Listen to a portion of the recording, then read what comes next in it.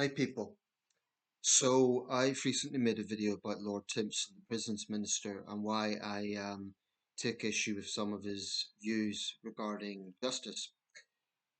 I'll reiterate what I said before. I'm not wholly opposed to everything that he's proposing, um, because obviously teaching former inmates skills for life outside, that has a practical purpose.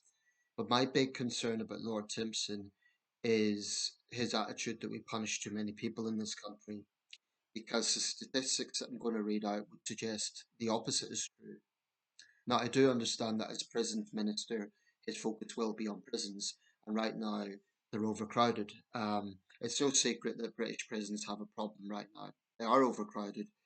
Many of them are Victorian buildings. Some of them have pretty bad conditions. Certainly not comparable to prisons in, say, El Salvador, but they're pretty grim by European standards. I don't think prisons should be nice places, but I don't think they should be inhumane. And I think, obviously, if you have circumstances that put pressure on inmates that increase stress, that isn't going to be good for anyone. It's not good for prison staff either. Um, but Labour's attitude is we should release more people. I think they should follow up on their campaign promises, or their campaign proposals, I should say, build more prison spaces, something that they accuse the Tories of failing on. Um, I mean, of course it will cost something, but there's no approach to crime that doesn't cost something. If you build more prisons, if you build more prison spaces, what does that do? It eases the overcrowding issue. It eases pressure on inmates. It eases pressure on staff. Of course, it's going to cost money. Expanding on existing prisons is probably preferable actually to building more prisons, because I can imagine a situation where you build another prison and obviously residents, no one wants to live near a prison. So probably expanding existing prisons, updating them, you know, uh, is better than building new prisons. But I do not agree with this idea that the issue is about sending too many people to prisons. Um, there are some people that shouldn't be there, but I really take issue with Timpson's attitude that it's two-thirds shouldn't be there. Two-thirds? Really? Um, anyway, there is someone who I have a lot of respect for. I knew this guy's name from the campaign to ban bully XL dogs, which I strongly supported. I mean, the data showed that they were significantly more dangerous than other breeds.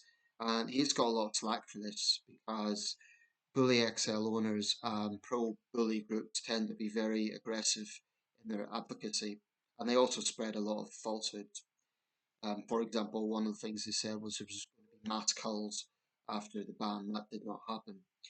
But anyway, this is via the Daily Telegraph, but it's reported on MSN. It's the Daily Telegraph has a paywall. Um, and the story is by Charles Hymas. We got XL bullies banned. Now I'm setting my sights on jailing career criminals for good. Like I say, the data here really contradicts what Timpson is saying about punishing too many people.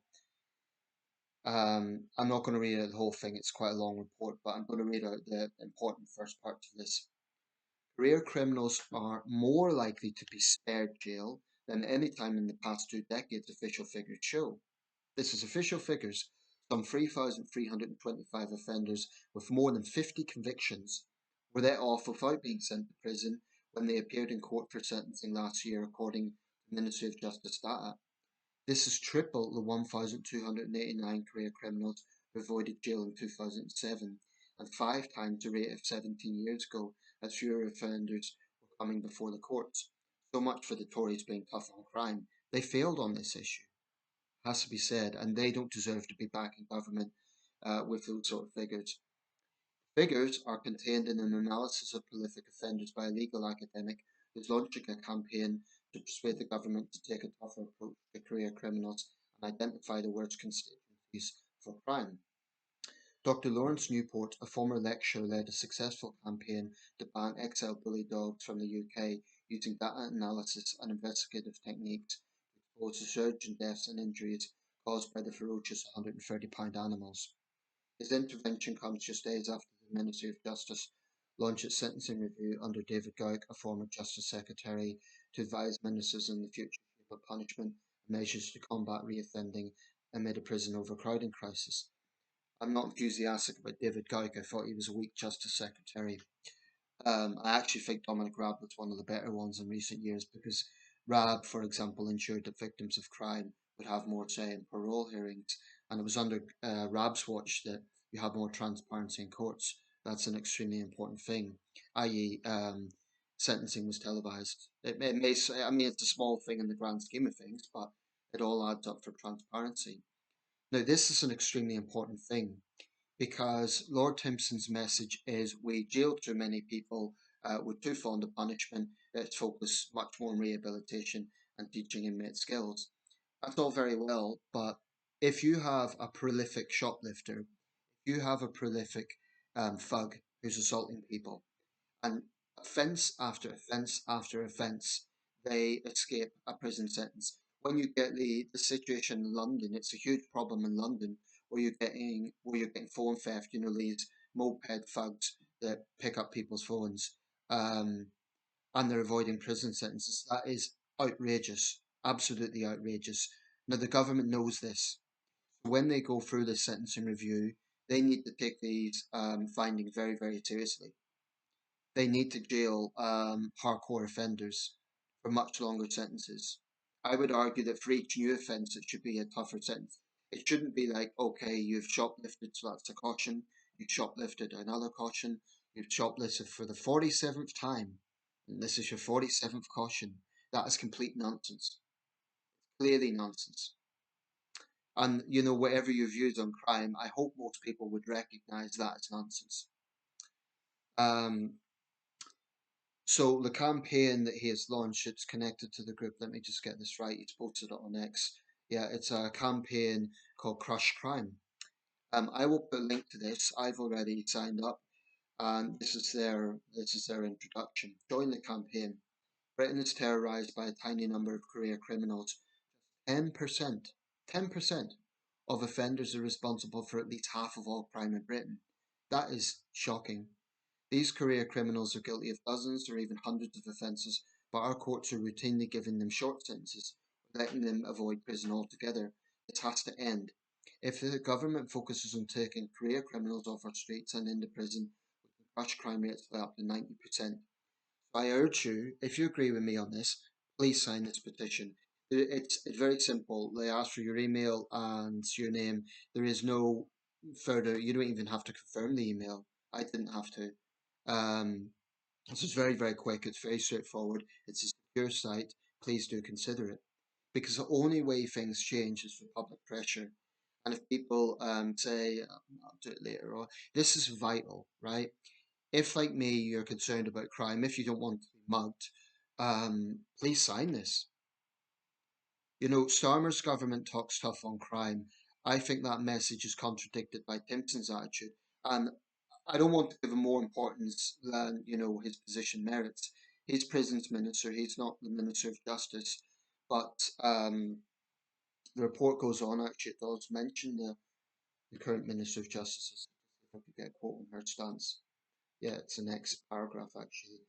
Bana Mahmood, the Justice Secretary, has hinted that prolific offenders can spend longer in jail in recognition that short spells in prison often fail to rehabilitate them, and research that they become more dangerous the longer they're free to continue reoffending. I'd like to know what is the conversation between Lord Timpson and Shabana Mahmood. So she's suggesting that these prolific offenders will get longer terms. I strongly welcome that. But then you have Lord Timpson saying, oh, we should jail fewer people. Now, will he recognise that the one third he says should be in prison? Will he recognise and will he accept that that should include these career criminals? And you know what? It doesn't have to be necessarily the worst of the worst. For example, we're not talking here necessarily about murderers or rapists or arsonists or violent gang members. This could be a shoplifter who's, you know, done it 200 times. So it's not necessarily the most dangerous criminals, it's those who are making a career out of it and as such causing misery for the public. Um, I mean, it's just common sense. If you get someone who clearly isn't afraid of a community sentence or a court order or a fine, um, clearly none of those things are working. So you need to send them to prison. And it needs to be a tough sentence because otherwise, what is the point? Um, so I have huge respect for Dr. Lawrence Newport, particularly over his work on the XL bully thing. He has personally faced a lot of vitriol for that. He's been maligned. He's even had death threats. And it doesn't surprise me because if you look at Bully XL groups online, they're extremely short sighted. They're extremely selfish, in my opinion. Um, they don't care that children are getting their faces ripped off by these animals. Um, they don't care about the fact that of all the fatal dog attacks in this country in recent years, up to half of them have been from this one breed. So it's delusional to say that Bully XLs aren't a threat. I find it staggering that you get idiots who will actually post pictures of these dogs posing with their toddlers. It's insane. What sort of mother would do that? What sort of father would do that? Put their toddler next to an animal that is proven to be dangerous. I don't care if their own pet has never attacked someone. It just has to happen once. You know, a dachshund or a golden retriever or a greyhound can bite. Any dog can bite. But you simply cannot argue that a dachshund or a golden retriever or a greyhound is mauling people the way that bully XLs do. Yeah, and this guy took a lot of slack for, really pushing this. I would argue he has saved lives, literally, because the Sunak government did take action on this. It took a bit long to do it, but they did do it. Um, we'll still see attacks, but it's going to be from owners. They're going to find that, the dogs will turn on them. But at least we know the public is slightly safer now. At least there is that. At least the police now have the power to seize these dogs. At least owners are legally obliged to muzzle them in public. So I would argue that Dr. Lawrence Newport has literally saved lives with his tireless efforts. So I have huge respect for this guy, and I urge you, if you agree that prolific offenders belong behind bars, if you agree that community sentences and the softly approach does not work for these people, then please sign this petition. If I was, to ask Lord Timpson a question, I would say, I'd keep it cool, although I feel very strongly about the subject. I'd say, Lord Timpson, you say we punish too many people in this country. But the Ministry of Justice's own data shows that career criminals are less likely to be jailed today. So that contradicts your narrative.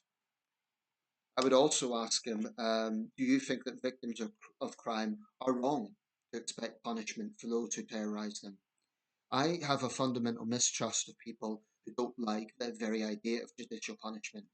Because if they cannot understand that, if you cannot take that as a starting point, then I don't know how you can argue that you're for justice. If you cannot accept that people who hurt society have to pay a price, then I don't know how you could say you're for justice. Timpson has said that the most important thing is to protect the public. How do you protect the public if you're against punishing dangerous offenders? And granted, he hasn't said that he thinks no one should go to prison. He maintains that a third should be there. But to me, that's a woefully small figure. I mean, are we really to believe that two-thirds of people in prison shouldn't be there? That's ridiculous. The only people I would argue that shouldn't be in prison are people who have severe learning difficulties or otherwise proven to be really, have severe mental health problems where they shouldn't be inside. Um, Non-violent drug addicts, i.e., if the offence is drug possession, I don't think they should be in prison for that, unless they've mugged someone for their habit. A woman soliciting for sex work, I don't think she should be imprisoned. Certainly not someone who hasn't paid their TV license. But career criminals should be there, and it shouldn't just be people who are non-violent. I mean, excuse me, it shouldn't just be violent criminals. This idea that just because an offender hasn't used violence is somehow trivial, that needs to be absolutely smashed as a perception. I mean, if you get a con artist who robbed someone of their life savings, they might have been charming. They might have used no violence. But that is a devastating thing. If you get identity theft, that's devastating. So, as it stands, I don't fully trust Lord Timpson. I'm not against all of his proposals. I understand that in his workshops there has been a high success rate. So it'd be wrong to say that his proposals are totally flawed. Clearly, some of it works. Um, but you cannot have rehabilitation without punishment. And another point I would make on this, those who say that they have a problem with judicial punishment, I would say, well, wait a second. Do you support community sentences? Do you think that's a better alternative to prison? And no doubt they'll say yes. I would argue, well, okay, I think that's too lenient, but it is still a form of punishment, albeit a lenient one. So whether you admit it or not, actually, they even support a form of punishment. So, I think it's stupid to have this knee-jerk idea of, oh, I don't like the idea of punishment. If you support any form of accountability for the offender, then you support a form of punishment, even if it's less hard-line than I'm proposing. It's still a form of punishment. It's a bit like, maybe this is a poor analogy, but you get Americans who say they're against gun control, and then you push them on it and say, do you support gun regulation? And they would say yes. Well, actually, they do support gun control. So liberal leftists who say they don't like the idea of judicial punishment, if you push them and say, do you support community sentencing? Do you support holding criminals to account? They will probably say yes. So I would say, well, actually, there you go. You do support a form of punishment, whether you admit it or not. I don't think it goes far enough. Um, so please, please, please sign this petition. This has to change. It's disgusting and outrageous that you get these remorseless offenders who are making people's lives a misery and they're still avoiding prison. I totally agree that prison needs serious reform. I totally agree there needs to be an overhaul. But if they're going to release people early, as Labour has done, very controversially so, then they need to look at this very seriously. And I call on Shabana Mahmood to follow this up. If she's indicated this, enough, um, enough vagueness, reassure the public, reassure the public that repeat offenders are going to face real consequences, that they're going to go to prison for a long time.